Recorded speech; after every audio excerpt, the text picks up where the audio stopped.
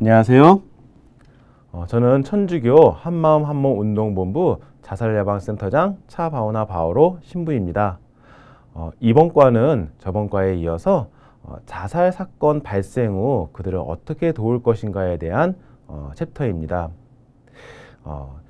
실제로 자살이 이뤄진 이후에는 우리가 할 수 있는 게 무엇이 있을까? 아마 없다라고 생각할 수도 있습니다. 그렇지만은 그 자살이 이루어진 이후에 실패한 경우도 있고, 그리고 또 이것이 완전히 종결됐다 하더라도 남겨진 유가족에 대한 돌봄도 저희가 생각해야 합니다. 그들을 돌봐주는 것도 아주 큰 자살 예방이기 때문에 그렇습니다. 자살 시도자 이런 사후 관리에 대한 필요성과 지침이 있는데요. 왜냐하면은 그 자살 시도를 하였고 실패했던 사람들 같은 경우는 다시 자살 행동으로 갈 위험성이 매우 높기 때문에 그렇습니다. 그렇기 때문에 이들을 위해서 우리가 무엇을 할 수 있을까? 재시도를 방지하기 위해서 말이죠. 그래서 첫 번째로는 신뢰 협력 관계를 유지해야 한다는 것입니다. 저번 과에도 계속 말씀을 드렸지만은 신뢰 협력 관계를 유지하는 것은 매우 중요합니다. 어쩌면 유일한 방법이고 우리가 할 수 있는 유일한 것들이란 것이에요. 그리고 첫 번째입니다. 그 사람이 어느 때 그리고 무슨 말을 하더라도 이 사람은 내 얘기를 다 들어줘, 날 받아줘 라는 그런 관계가 있어야지만이 이 모든 것을 할 수 있기 때문에 그렇습니다. 들어준다는 느낌이 없고 그다음에 내가 가면 만나주지 않는다고 한다면은 이 모든 활동은 그 이유는 할 수가 없어요. 예. 그렇기 때문에 이런 협력, 신뢰 관계를 성직자가 그들에게 줄 수 있도록 그리고 계속 이어나갈 수 있도록 그것을 노력해야 합니다. 그리고 자살은 질병이 아니라는 것을 우리가 알아야 합니다. 그래서 고쳐야 되고 이것이 기간을 정해놓고서 치유해야 되는 그런 것이 아니라는 것입니다. 자살은 그 사람의 고통이 극도로 더 이상 견딜 수 없는 그런 짓눌린 상태에서 오는 것을 말하고, 그리고 우리가 해야 될 것은 그 고통 중에 우리가 함께 있어주고, 그리고 또 다른 길이 있는지를 우리가 함께 그 동반해 나가는 것이라는 것을 알아야 한다는 겁니다. 그것만이 재발할 수 있는, 재발을 방지할 수 있는 우리의 길이라는 것입니다. 그리고 자살 시도자에 대한 그런 안전기지 역할을 할 필요도 있습니다. 성당 안에서 자살 이야기를 건전하게 꺼낼 수 있는 그런 분위기를 만들어줄 필요가 있습니다. 오히려 자살에 대한 힘듦을 얘기할 때 자살을 하는 것은 죄이다. 자살하는 것은 구원 받지 못하는 일이다. 이런 이야기가 나온다면은 그 자살의 고통이 있는 사람들 혹은 또 생각이 있는 사람들은 결코 말을 꺼낼 수가 없습니다. 그들이 편안하게 나의 고통 속에 있을 때 말을 할 수가 있고, 그리고 언제든 찾아와서 내가 이런 이야기를 신부나 수녀한테 할 수 있다라는 것을 보여줄 필요가 있습니다. 그래서 그들이 피신해 오는 피난처처럼 그런 안전을 지켜주는 기지처럼, 그리고 그들이 오면은 그런 안전 계획을 좀 잡아줄 수 있는 그런 중심이 되어줄 필요가 있다라는 것입니다. 그리고 그것을 막은 후에는 그것은 끝이 아닙니다. 몇 년간은 계속해서 편지를 보내주거나 그들에게 연락을 계속 해줌으로써 그들을 놓지 않고 우리가 함께 연대하고 있다는 것을 그들이 느끼게 해주어야 합니다. 그리고 자살자에 대한 이야기를 털어놓을 수 있도록 해줘야 합니다. 아까 말씀드린 대로 내가 이 이야기를 털어놓을 수 있는 곳이구나, 그리고 이분은 내가 무슨 이야기를 해도 들어주시는 분이구나 라는 것을 직접 보여줄 필요가 있습니다. 예.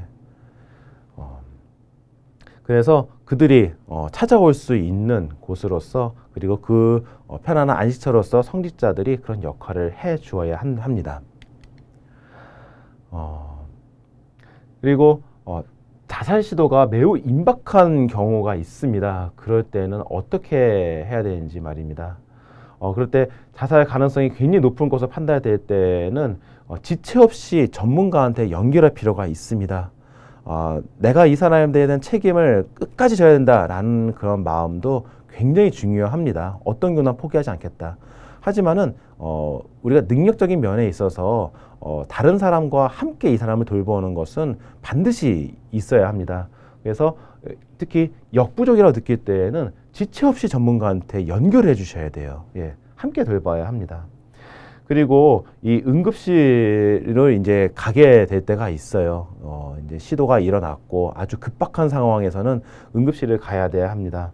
그리고 그곳에서는 이 사람이 이런 정신과적인 평가도 받을 수 있도록, 그리고 조치를 받을 수 있도록, 치료를 받을 수 있도록 저희가 해줘야 합니다.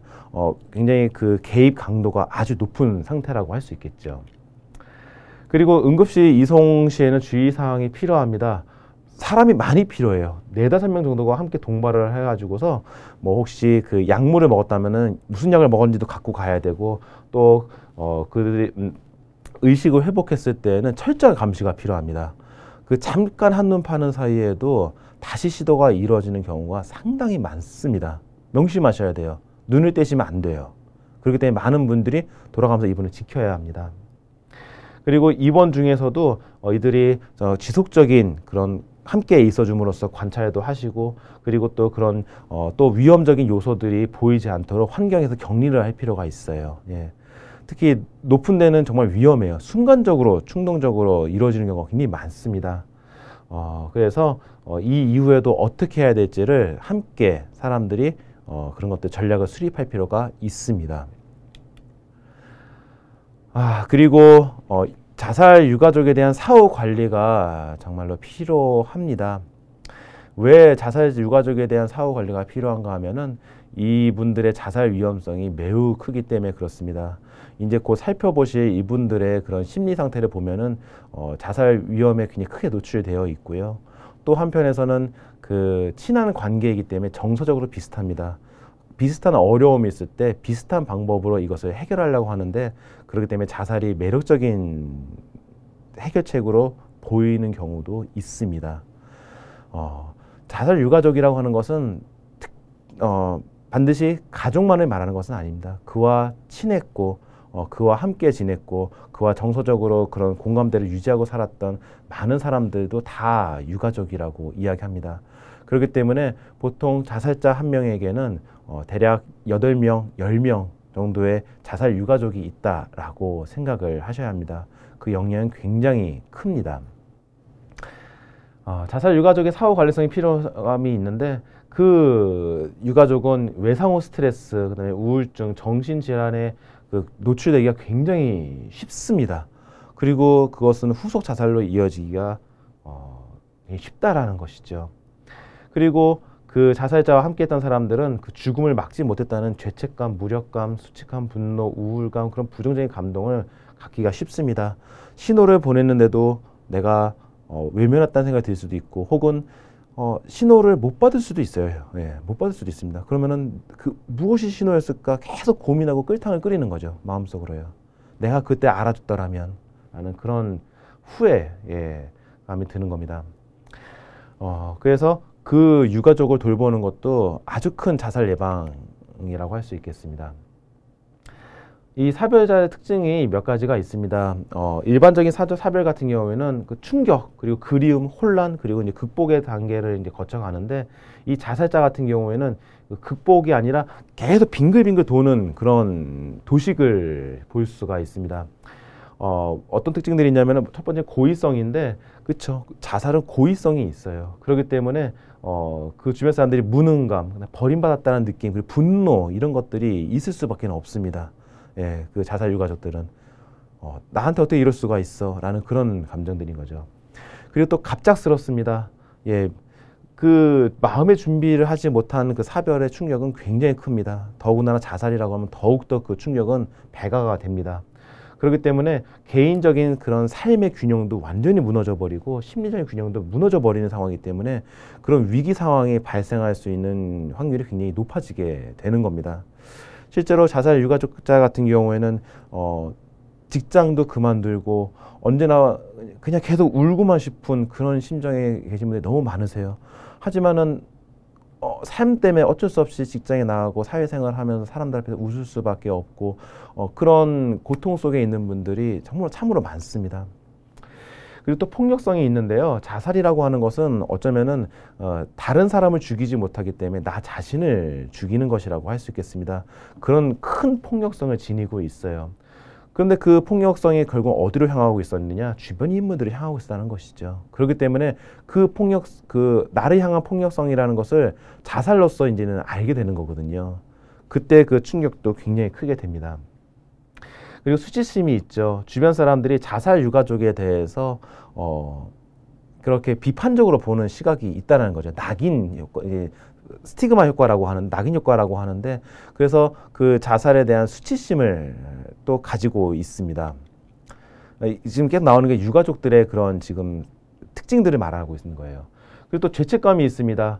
혹시 내가 그때 그 말을 안 했더라면, 또 혹은 내가 그때 잠깐 잡아줬더라면, 혹은 내가 뭐 전화를 받았더라면 등등등, 그런 한탄스러움, 내가 그때 그러지 말았더라면, 네, 좀 도움을 줬더라면 라는 그런 죄책감을 계속해서 이게 해결이 안 돼요. 계속 이어지는 겁니다.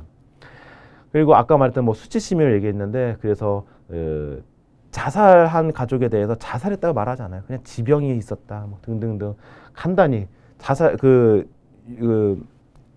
장례식도 아주 간단하게 끝내버리는 경우가 있어요. 혹은 남들 모르게 알리지도 않고 끝내버리는 경우도 있습니다. 아무도 뭐라고 하지 않아도 그 수치심, 고통이 유가족들을 하여금 그렇게 만들어요. 그리고 왜곡된 의사소통이 있습니다. 왜냐면은 자살한 그 사람에 대해서 그 사람 탓이 아니라 다른 사람 탓으로 돌려버리는 거죠. 왜곡된 그런 시각이 생기는 거예요. 그런 다른 사람들을 희생양으로 삼고 다른 사람들에 대해 탓을 하면서 그런 과정도 일어날 수도 있습니다. 그리고 또 사회적인 격리가 돼버리는 거죠. 그런 낙인 효과. 혹시 자살에 대한 이야기를 꺼내면은 그런 비판적인 이야기들, 비관적인 이야기들을 나한테 꺼낼 때 그것을 방어하기 위해서 스스로가 소외가 되는 거죠. 근데 아까 자살에 대한 이야기를 했습니다. 사람은 혼자 살 수는 없지만은 자살자들은 공동적으로 혼자 죽었다고 했습니다. 이분들도 이렇게 격리가 되면서 소외가 되고 외롭게 되고, 그러면서 자살 위험이 매우 높아진다는 거죠. 그렇기 때문에 이 자살 유가족들은 이 비정상적인 반응을 보이는 거예요. 장례를 치르면서 굉장히 충분히 울고 슬퍼하고 다른 사람들의 위로를 해주고 이런 과정이 있어야 되는데, 그런 과정이 생략돼 버리는 겁니다. 마음껏 울지도 못하고 사람들한테 표현도 못하고 또 위로도 받지 못하는 그런 비정상적인 상태가 되어버리는 거예요. 그 사람 안에 슬픔을 표현하지 못할 때 그 사람은 모든 것이 망가지고 무너질 수밖에 없습니다. 그렇기 때문에 그들이 충분히 슬퍼할 수 있고 그것을 표현할 수만 있어도 그들의 위험성은 많이 내려가요. 사람이 인간답게 살아갈 수 있어요. 그렇기 때문에 그들이 침묵하지 않도록 우리가 도와주는 것도 중요합니다. 공개적으로 건전하게 이 이야기를 꺼내고, 그리고 함께 있어줄 수 있는 그런 분위기를 만들어야 된다는 거죠. 그리고 그들이 혼자가 되지 않도록, 소외돼가지고서 그들이 소외되고 혼자 되지 않도록 도와주는 것이 결국 자살 예방이라는 겁니다. 여기도 가족끼리도 이런 비정상적인 상황이 벌어집니다. 뭐 이제 자살을 하면서 이제 유서를 쓰는데 그것을 없애버리거나 태워버리거나 보여주지 않고, 그다음에 가족들한테도 자살이라고 말하지를 않고, 근데 결국은 그게 다 새어나갈 수밖에 없어요. 그러면은 그때 느꼈던 충격과 배신감과 그것들이 그 가족을 또 쪼개놓고 그 고통을 아주 크게 야기시킵니다. 이 새어나가는 비밀을 또 차마 말을 못하는 거예요. 나 때문에 내가 충격받아서 말을 못했나 보다. 서로 다 알아요. 다 알면서 말을 못해요. 그 고통은 또 이루 말할 수가 없습니다. 그리고 또 그것을 현실로 받아들이지 못하는 거예요. 가장 가까운 사람에 대한 그 책임을, 빈자리를 이제는 그것을 이제 떠나보내고 이제 받아들여야 되는데 도저히 그러지 못하는 거죠. 그런 과정을 이제 이루지 못하는 겁니다. 그러면 이제 극복이 될 수가 없는 거거든요. 그래서 이런 사후 관림에 대해서 우리가 좀 명심할 필요가 있습니다. 그들에 대해서 동명상련의 마음으로 대해주는 거예요. 정말 얼마나 고통스럽고 힘드십니까? 그리고는 우리 가족도 나도 가족 잃어봤는데 이런 말 하지 마시고 그냥 편견 없이 그냥 잘 들어줘야 돼요. 잘 들어줘야 됩니다. 그리고 그 유가족은 왜라는 질문이 끊임없이 메비우스 띠처럼 빙글빙글 돌면서 계속 끊임없이 상처를 입히는 그런 도식을 가지고 있습니다. 그걸 이해해야 돼요. 왜 그랬을까? 내가 이랬으면 그랬을까? 그런 후회 자체, 그런 도식을 우리가 이해해줘야 한다는 거죠. 그리고 그것을 공감해줘야 됩니다. 그리고 유가족이 어떤 감정적인 경험을 해야 되는지를 우리가 설명해주고 그들이 충분히 슬퍼할 수 있고 애도할 수 있도록 도와줘야 됩니다. 그리고 그렇게 애도하고 해소함으로써 일상으로 돌아갈 수 있도록 도와줘야 돼요. 그들이 잘 정서적인 생활을, 그 다음에 사회적인 생활을 할 수 있도록 말입니다. 그리고 종교가 오히려 그들에게 낙인을 찍고 더욱더 죄인으로서 죄책감 들게 하는 것이 아니라 그들이 정말로 위로를 받아야 되는 사람이라는 것을, 그리고 우리가 품어줘야 되는 사람이라는 것을 알려줄 필요가 있습니다. 그리고 이런 자살의 여파는 쉽게 사라지지 않습니다. 예. 이것을 벗어나려면은 많은 노력이 필요하다는 것을, 장기적인 노력이 필요하다는 것을 우리가 알아야 한다는 것입니다. 예. 7번에서 나오는데 숨겨진 감정을 표현할 수 있게 해줘야 돼요. 충분히 애도할 수 있는, 숨기지 않고, 예. 그리고 원망이 있으면, 분노가 있으면 그것도 표현할 수 있는 그런 것들도 필요합니다. 그래서 그분들이 막 소리 지르게 할 수도 있어야 되고, 그분들이 정말로 너무나 그 큰 고통, 분노를 막 표현할 수 있는 여러 가지 것들을 도와줄 필요가 있습니다. 그리고 이게 참 중요한데요. 우리나라 사람들 같은 경우에는 정신적인 그 스트레스, 고통을 외면하는 경우가 많아요. 그리고는 그것이 결국에는 뭐 머리가 아프다든가 소화가 배가 너무 아프다든가 어디 막 너무 팔다리가 아프다거나 그럴 때까지 병원에 안 가는 경우가 있습니다. 그리고는 배가 아프다고 이야기를 하는데 사실은 검사해도 아무것도 안 나와요. 그제서야 그러면 정신과적인 걸 좀 권해주면은 가가지고서 내가 스트레스 정신적으로 너무 아팠기 때문에 몸으로 드러났구나라는 걸 이해하게 됩니다. 그래서 거기까지 가기 전에 우리가 이런 스트레스를 자각하고, 그리고 당신의 정신적인 고통이 매우 심하다는 것을 이해해주고 알려주고 함께 해줄 필요가 있다라는 것입니다. 종교시설에서는요, 이런 위기관리팀을 좀 구성할 필요가 있습니다. 아까 위기자가 있으면은 그 사람을 잘 케어줄 수 있는, 그다음에 그 사람이 살 수 있는 그런 것도 필요하지만은 사건이 발생한 이후에 그들의 장래 그리고 유가족들을 우리가 어떻게 돌봐줄 것인가, 그런 관리팀이 필요하다는 거죠. 그분들은 정해진 때가 아니라 사건이 발생했을 때니까 어느 때든 뛰어나올 수 있는 그런 분들이 필요해요. 우리 본당 안에는 연령회들이 있는데 그런 분들도 큰 역할을 하실 수 있을 거라 생각합니다. 그래서 아주 그런 도움이 가장 필요한 24시간, 72시간 내에 함께 있어 줄 수 있도록 저희가 해야 됩니다. 바로바로 그 사건이 일어났을 때 바로 달려갈 수 있는 그런 체계가 만들어져야 한다는 것이죠. 그래서 그 사건이 발생하면은 어떻게 이제 후속적으로 할 것인지, 장례 절차 어떻게 할 것인지 그런 것들을 이제 함께 해야 되는 거죠. 그러면서 그들이 이제 도움 받을 수 있는 지역적으로 자원 정보들도 연결해 줄 필요가 있어요. 자살자들 유가족을 위해서요. 법률적으로든 상담적으로든 정신건강적으로든 또 이 사람들도 위험할 때 위기 전화할 수 있는 그런 것들도 해주고, 그다음에 유가족을 또 케어줄 수 있는 그런 기관들을 우리가 안내해 줄 필요가 있습니다.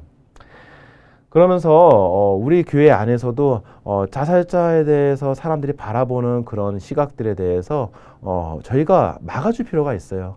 그들의 구원은 하느님께 맡겨드리고, 우리가 해야 될 것은 그들의 하느님의 자비를 간절히 기도하고 유가족을 돌보고, 또 그런 사람이 있지 않을까 돌보는 것이 우리의 몫이라고 하는 것을 분명하게 이야기해 주면서 그 자살자에 대한 그 장례 미사도 잘 해드리고, 그리고 또 더 이상 그들이 고통받지 않도록 그것을 막아주고 하는 것도 우리 교회가 해야 될 역할이라는 것이죠.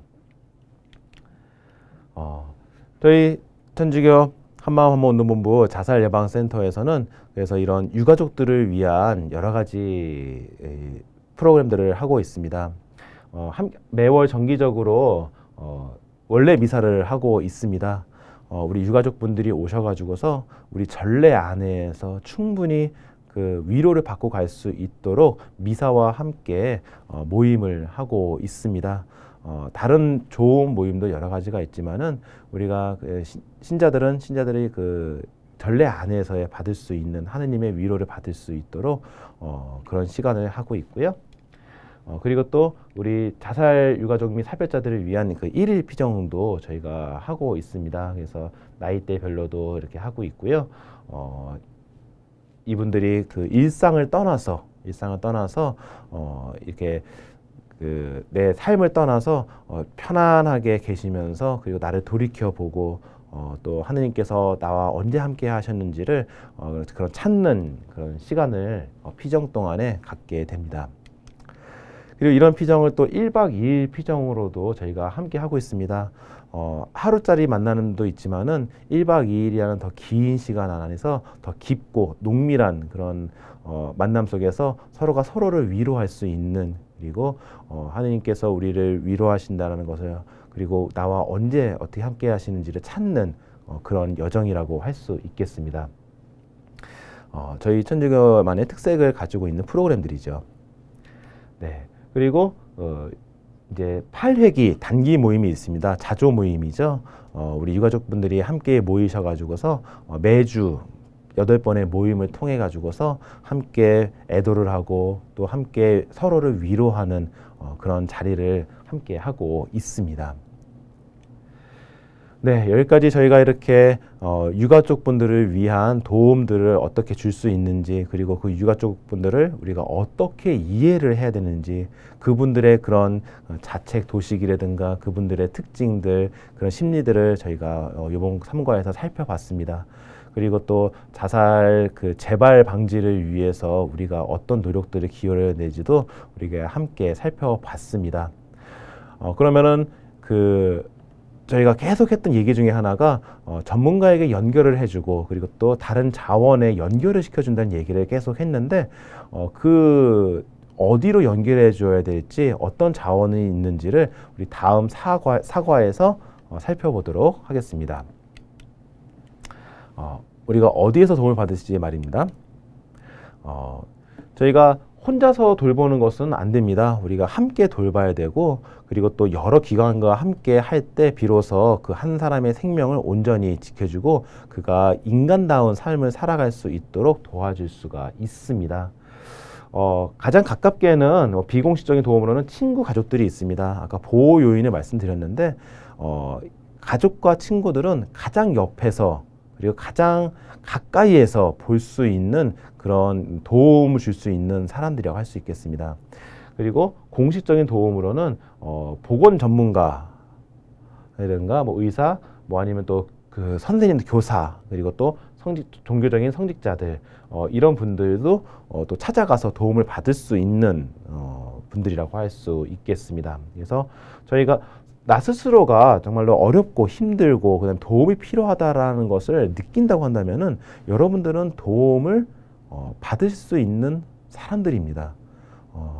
그분들은 도움을 기꺼이 청할 수 있는 사람들이고, 또 기꺼이 도와줄 수 있는 사람들도 분명히 있다라는 것입니다. 하지만은 많은 분들이 내가 병원을 가거나 혹은 그 상담가를 찾아간다고 했을 때, 나는 문제가 있어.